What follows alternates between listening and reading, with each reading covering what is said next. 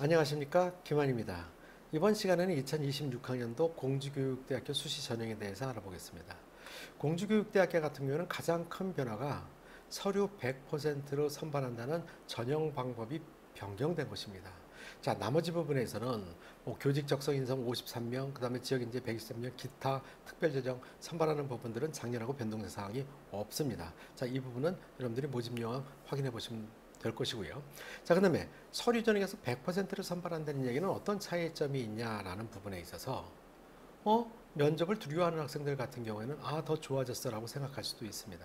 하지만 작년에 3배수를 선발하고 3배수 안에 들어가게 되면은 합격 면접에 의해서 합격할 수 있었던 학생이 이제는 1배수 안에 들어가야만 합격할 수 있다는 것이 가장 큰 변화이겠죠. 자, 그렇다는 얘기는 서류 전형 점수가 높아질 수밖에 없다라는 것을 유추할 수 있습니다. 자, 그 다음에 그렇다면 서류 평가, 공주교육대학교는 서류 100%지만 교과 전형이 아니라 학생부 종합 전형입니다. 자, 서류 평가를 보면 지적 역량이 36%, 인성 역량이 32%, 교직 역량이 32% 해서 비교적 골고루 평가하는 학교이고요. 자, 나머지 평가 지표들은 여러분들이 자세하게 한 번씩 그냥 화면을 포즈해 놓고 확인해 보시면 도움이 될 거라고 생각합니다. 제가 특별한 경우 하나만 설명을 드리면은 교내 봉사활동 같은 경우에 인성 영역에서도 평가를 하지만 교육 봉사 실적을 교직 인성 역량 부분에서 추가적으로 평가를 한다는 것입니다. 그럼 학교 활동 중에서 교육 봉사 및 교육 기부 내역, 자, 이런 것들이 있는 학생들은 별도의 점수를 딸 수 있다는 것인데요. 자, 이것에 착각하는 학생들이 있어요. 아니, 교내 봉사만 인정을 해주고 교외 봉사는 인정을 안 해주는데 나 같은 경우에는 예를 들어 지역 아동센터에 가서 교육 봉사를 하는데 이것이 인정이 안 되는데 어떻게 이 부분이 기록이 될 수 있느냐.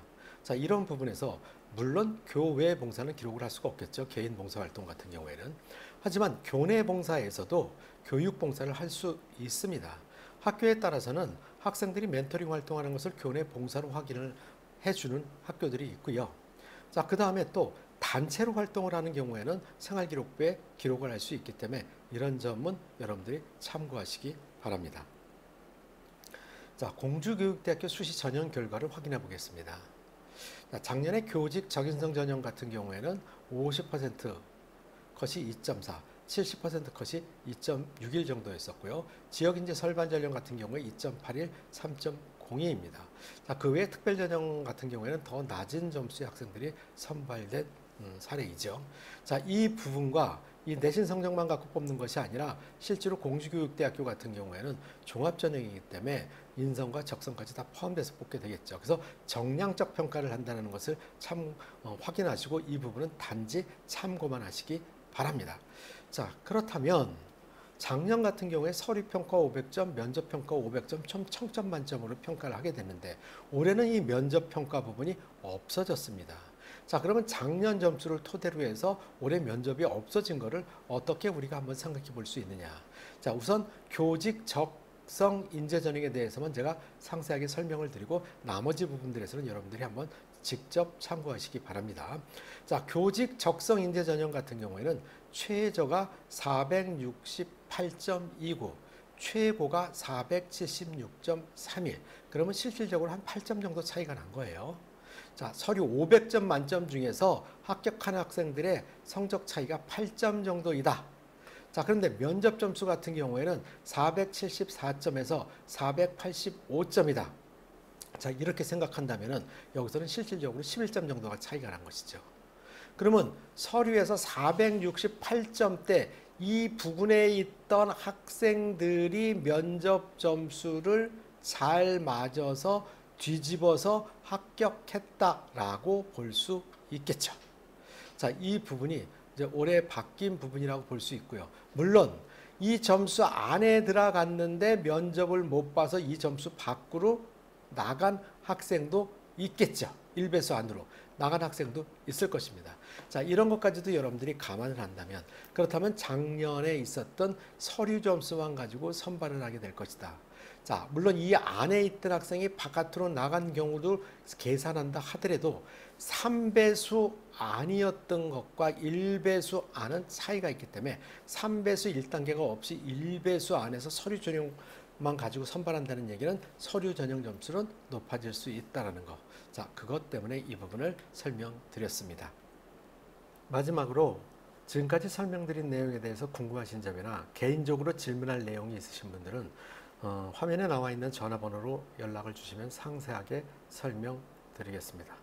혹시라도 연락이 잘 안 되시는 경우에는 문자를 남겨주시면 시간이 될 때 연락드리겠습니다. 기망 컨설팅에서는 교대 입시 전략서와 인터넷 강의를 준비하고 있습니다. 입시 전략서인 교대 입시의 모든 것과 면접 준비서인 교대 면접, 사대 면접 두 권의 책을 출간했습니다. 자, 이 부분도 참고하시기 바랍니다. 다음으로 2026학년도 수시 교대 입시 설명에 대해서 말씀드리겠습니다. 교대 입시 설명회는 줌 설명회와 현장 설명회 두 가지로 나눠서 설명을 드리게 되는데요. 7월 19일부터 시작해서 8월 달까지 5회에 걸쳐서 진행합니다. 여러분들이 직접 참여하시면 너무나도 좋고요. 부득이하게 참여하시지 못할 경우에는 줌 설명회를 이용하시는 것도 방법입니다. 설명회에 참가하시는 모든 학생들에게는 교대 입시의 모든 것이라고 하는 입시 전략서를 증정해 드립니다. 대면 설명회하고 줌 설명회의 차이점이 있다면 모든 것은 다 같은데 개인 상담 시간이 별도로 있고 없고의 차이가 있습니다. 대면 설명회에서는 개인별로 생활기록부를 분석해서 학생의 설명을 10분 동안 해드리고요. 줌 설명회에서는 이 부분이 없다는 것이 차이점입니다. 다음으로 교대 수시 합격 예측 시스템에 대해서 말씀드리겠습니다. 교대 입시 연구소 홈페이지에서, 이건 기망 컨설팅 홈페이지가 아닌 교대 입시 연구소 홈페이지입니다. 교대 입시 연구소에서는 수시 합격 예측 서비스를 진행하게 되는데요. 학생들의 생활기록부를 보내오면 2, 3일 내에 그것을 분석해서 분석 결과를, 다시 말해서 여러분들이 교육대학교에, 전국 교육대학교에 어디에 합격 가능성이 가장 높은지 이 부분을 순서대로 분석해서 분석 결과를 메일로 보내드리고 그 부분에 대해서 전화로 간단하게 설명을 드리는 시스템입니다. 여러분, 감사합니다.